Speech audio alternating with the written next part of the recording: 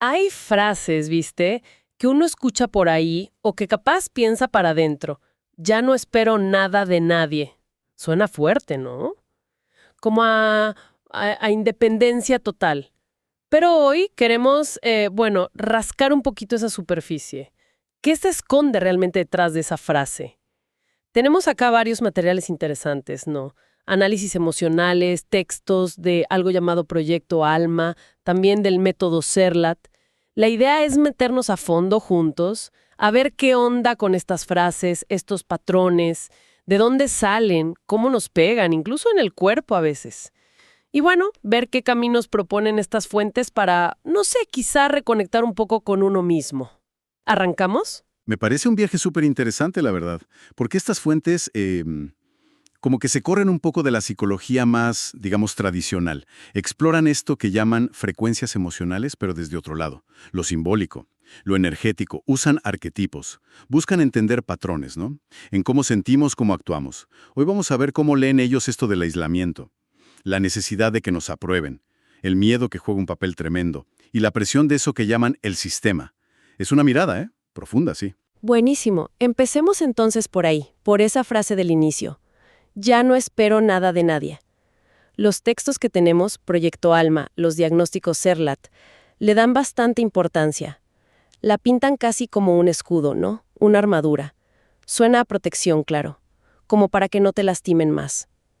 Pero, ¿qué herida podría estar tapando esa armadura? ¿Qué dicen? Mira, lo que sugieren estos análisis, sobre todo desde esta perspectiva Serlat que nos compartieron, es que la frase no nace de una fortaleza real, nace de la herida. Es un mecanismo de defensa, sí, pero construido después de muchas decepciones, quizás traiciones, ¿no? O expectativas que nunca se cumplieron. Claro. Entonces, se transforma en una declaración de independencia, pero teñida de resignación. Es como decir, bueno, ya está, me rindo de esperar algo bueno, para no sufrir más. Entiendo perfectamente. Es como levantar un muro para que no te tiren piedras, pero inevitablemente te quedas solo adentro, ¿no? Suena lógico como protección inicial, pero me imagino que usar esa armadura todo el tiempo tiene su costo. ¿Hablan de riesgos estas fuentes? Ajá, sí, totalmente. Tiene un costo alto, ¿eh? Y lo marcan bastante claro. El primer riesgo es ese, bloquear la chance de armar vínculos de verdad, profundos. Se instala un miedo, a veces ni te das cuenta, a volver a confiar, a mostrarte vulnerable, Ajá. y esa autosuficiencia tan rígida que parece fortaleza, bueno, puede terminar en un aislamiento heavy. Y quizá lo más clave, esa fachada de no necesito a nadie, muchas veces esconde un montón de dolor guardado, tristeza, bronca, que nunca salió. No es que la persona no quiera conectar, ¿eh? Es que el recuerdo del dolor de esperar y que no llegue nada es tan fuerte que prefiere cerrar la puerta. Lo llaman, fíjate qué término, autoexilio emocional. Autoexilio emocional. ¿Qué imagen? Te vas vos mismo de la tierra del afecto, digamos. Y este dolor guardado, esta desconexión, las fuentes dicen algo que me parece central. No se queda solo en la cabeza o en el corazón, no. Puede bajar al cuerpo. Hablan de frecuencias psicosomáticas. ¿Cómo explican eso? Exacto. El método Serlat puntualmente le da mucha bola a esa conexión cuerpo-emoción. Sostienen que las emociones fuertes, reprimidas, los líos internos que no se hablan, buscan por dónde salir, y muchas veces salen por el cuerpo. Hay una frase en los textos de diagnóstico que es muy gráfica. El cuerpo presiona porque el alma calla. ¡Wow! Es como si el cuerpo empezara a gritar lo que la conciencia no se anima a decir.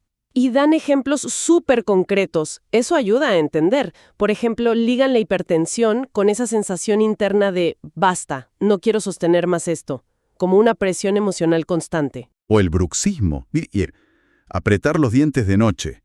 Lo conectan con estrés, con rabia guardada que no se libera de día. Sí, sí. Incluso temas digestivos, colon irritable, qué sé yo, lo leen simbólicamente como tragarse las emociones.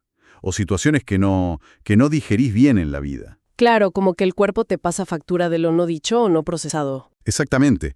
Los análisis simbólicos que hacen apuntan a eso. Acumulación silenciosa de frustración, enojo guardado, decepción crónica. También hablan de la autoexigencia, ¿viste? Ese tengo que poder con todo solo. Y a veces lealtades familiares medio invisibles, de cargar con cosas que no son tuyas. El cuerpo, para ellos, es como una caja de resonancia de todo eso que no se está gestionando arriba en la conciencia. Y meten también figuras simbólicas, ¿no? Arquetipos. Leí por ahí del el contenedor del trueno. Sí, Somatiza lo no dicho. Son como metáforas potentes. Correcto.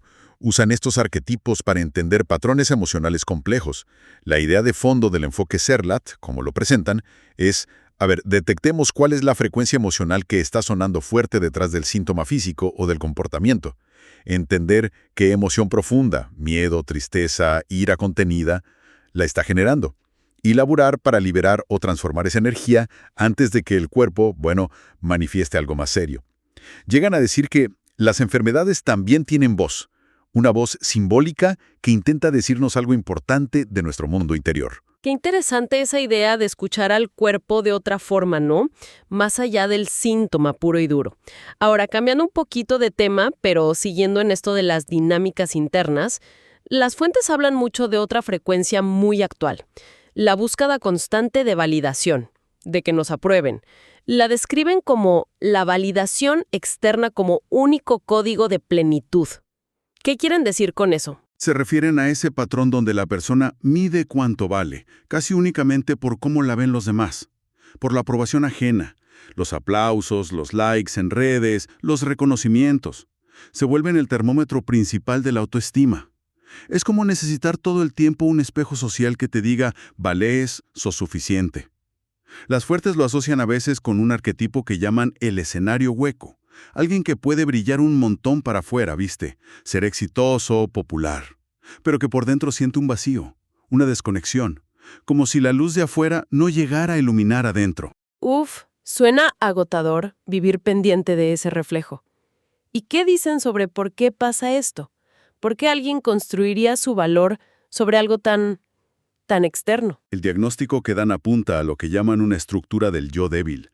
O sea, como que el sistema interno de autovalidación no está fuerte. Entonces se busca afuera lo que no se encuentra dentro. La identidad, la sensación de estar pleno, queda peligrosamente atada a cosas de afuera, métricas externas. Y esto, dicen las fuentes, muchas veces viene de una desconexión con el propósito real de uno. Se hacen cosas para que te vean, para que te acepten, pero no necesariamente cosas que te nutran el alma, ¿viste? Que respondan a un llamado interno de verdad. Y esto me conecta con otra idea que leí en los textos. El ocio sin propósito como vulnerabilidad sistémica. Explican que un vacío interno, esa falta de rumbo, nos hace más permeables a lo que llaman el sistema. ¿Cómo es esa dinámica? La idea es que, cuando hay un vacío adentro, una falta de ocupación significativa, creativa, buscamos llenar ese hueco con lo primero que encontramos, con estímulos rápidos. Y el sistema, entendido como la cultura de consumo, los medios, las redes, es muy bueno ofreciendo esos rellenos. Entretenimiento constante, compras, noticias 24/7, vicios. Hay una frase en los análisis que es fuerte. El que no se ocupa en crecer, termina ocupado en destruirse, sin notarlo. Tremendo. Sugieren que el sistema no necesita controlarte directamente, si te puede mantener distraído, buscando siempre la satisfacción afuera. Es una mirada interesante sobre cómo la distracción puede ser una forma de control más sutil. Refuerza esa idea que mencionan de, si no tenés, no sos. Te empuja a buscar reconocimiento, tener cosas, estatus, en vez de realización, ser vos mismo. Exactamente. Y contrastan esto con una visión más profunda, más conectada con lo que llaman el alma, el ser esencial. Citan frases como, tu alma vale más que 1000 lingotes de oro, porque lo que despiertas vale más que lo que acumulas. ¡Qué lindo eso!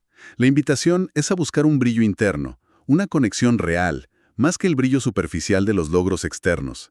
Mencionan incluso frecuencias como la felicidad deformada, alguien que sonríe pero por dentro está inconforme, o la felicidad en pausa, una vida estable, sí, pero sin chispa, en punto muerto. Todas apuntan a esa desconexión entre lo que se muestra y lo que se siente de verdad. Pareciera que muchas de estas dinámicas, el escudo, la búsqueda de aprobación, el vacío, tienen un hilo común que las fuentes identifican clarísimo. El miedo. Un miedo que además dicen que muchas veces se disfraza. ¿Cómo aparece ese miedo disfrazado según estos análisis? El miedo es un jugador clave acá, sí. Un ejemplo clarito que dan es el miedo al compromiso. Y no solo en pareja, en decisiones importantes de laburo, de vida. Esa frase típica, lo voy a pensar. Bueno, muchas veces no es análisis racional, es el miedo a equivocarse, a fracasar. Y eso te paraliza. Es el miedo disfrazado de prudencia, digamos. También hablan del miedo y preocupación ante los acontecimientos venideros, ¿cierto? Esa ansiedad por el futuro que te frena en el presente.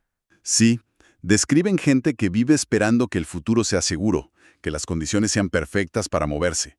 Pero como eso nunca llega, se quedan quietos. Y esto puede generar lo que llaman una parálisis emocional colectiva. Se espera que las soluciones vengan de afuera en vez de agarrar el timón uno mismo. Se le entrega el poder personal a cosas externas por miedo a la incertidumbre. Hay una frecuencia que marcan como especialmente clave. Decisión emocional bloqueada por miedo mental. Explican que el miedo como que toma el control de la emoción y después la mente busca excusas lógicas para no actuar. ¿Es así? Exactamente así. La perspectiva del método Serlat acá es interesante.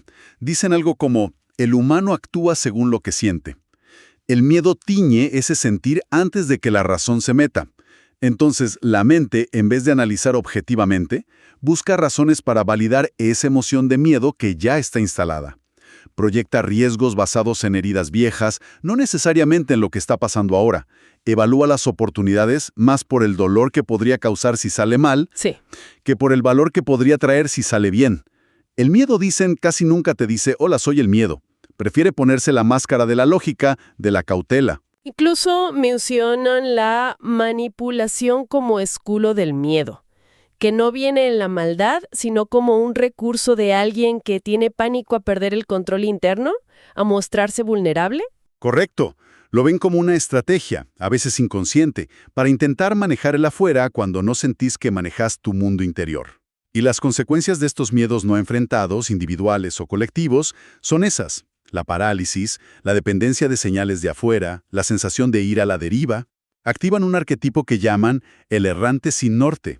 Personas que olvidaron cómo usar su brújula interna y terminan arrastradas por cualquier viento. Bueno, frente a todo esto, que puede sonar un poco denso, ¿no? Las fuentes, y sobre todo el método Serlat, no se quedan solo en el diagnóstico. Proponen caminos para salir de ahí. Mencionan una frase que me parece que resume su onda. No vinimos a explicar la realidad, vinimos a reescribirla desde adentro. ¿Qué nos puedes contar de su enfoque según lo que leímos? Mira, lo que parece diferenciar al método Serlat, según ellos mismos comparan en las fuentes, es que intenta integrar varios niveles. Lo psicológico, claro, pero también lo energético, lo simbólico, lo arquetípico. No se conforman con entender el problema o con solo observar las emociones, como haría quizás el mindfulness más puro. Buscan activamente transmutar los bloqueos, cambiar la energía y el símbolo que los sostiene. Es un enfoque más activo de transformación interna, diría. Nombran algunas herramientas o conceptos específicos. Recuerdo leer sobre activar arquetipos con nombres como el trueno que libera o la ligereza consciente, trabajar con frecuencias, la memoria simbólica y hasta un término neuroserlat. ¿Qué buscan con todo eso? ¿Podés aclarar un poco? En esencia, parecen usar estos conceptos como herramientas prácticas, sí. Activar arquetipos sería como invocar simbólicamente cualidades internas que necesitas. La fuerza para soltar. La capacidad de alivianarte. Lo de las frecuencias sugiere una mirada energética de las emociones. Y Neuroserlat, bueno, parece ser su forma de conectar esto que suena más simbólico o energético con lo que sabemos del cerebro, con la neuroplasticidad. Sugieren que al trabajar en estos niveles internos, también podemos influir en nuestras redes neuronales. Se enfocan mucho en desprogramar heridas profundas, como las de necesitar validación externa, que hablábamos antes, o las del niño interior herido. Entonces, el objetivo final de este método, como lo presentan las fuentes, sería recordar nuestro poder interno, actuar desde un lugar más nuestro, más auténtico. Eso parece ser el corazón del asunto. El objetivo es ayudar a la persona a recordar y reactivar su propia fuerza, a transformar los bloqueos que le impiden vivir desde su propósito, desde su autenticidad. No se trata tanto de poner etiquetas, sino de dar herramientas para que la persona pueda, como dice esa frase, reescribir su realidad desde adentro. Tomar un papel activo en su bienestar, en su destino. La verdad que hicimos un recorrido súper interesante hoy. Arrancamos con esa frase tan escuchada, ya no espero nada de nadie, y vimos cómo puede ser solo la puntita del iceberg. Un escudo que esconde dolor, miedos, desconexión. Vimos cómo estas fuentes dicen que ese malestar puede sentirse en el cuerpo, cómo la búsqueda de aprobación nos puede dejar vacíos y cómo el miedo, muchas veces vestido de lógica, nos puede frenar. Y al final, bueno, vimos estas perspectivas de reconexión, de transformación, que proponen enfoques como los del proyecto ALMA y el método CERLAT. Queda claro que el mundo interior es complejo, ¿no? Y que estas fuentes invitan a mirar más adentro. Sí, totalmente. Y si tuviera que sacar una reflexión final de todo esto, diría que quizás el acto de valentía más grande que proponen no es solo darse cuenta del dolor o la desconexión, ese vacío silencioso, esa herida colectiva que capaz muchos sienten. La valentía posta, sugieren estas fuentes, está en animarse a construir activamente una nueva realidad interna. Es decidir conscientemente cómo queremos sentirnos, cómo queremos relacionarnos, incluso cuando las viejas heridas, los hábitos o la presión de afuera nos empujan a repetir lo mismo de siempre, aunque duela. Me resuena mucho una idea que aparece en varios textos que conecta esa vulnerabilidad con la chance de crear algo nuevo. Nos recuerdan que la esperanza, y citan justo, la esperanza no es ingenua, es sabia. No es esperar sentado a que las cosas mejoren solas. La esperanza se manifiesta de verdad cuando entendemos que el futuro no es algo que simplemente llega o que adivinamos. Sino que activamente se construye. Es una invitación fuerte, ¿eh? A dejar de ser espectador de tu propia vida y pasar a ser el arquitecto. A recordar que, aunque el camino implique mirar heridas, desprogramar miedos, activar partes dormidas, el poder fundamental para reescribir nuestra experiencia y abrirnos de nuevo, quizás no esperando ciegamente, pero sí ofreciéndonos sin miedo, ese poder reside, como insisten estas fuentes, adentro.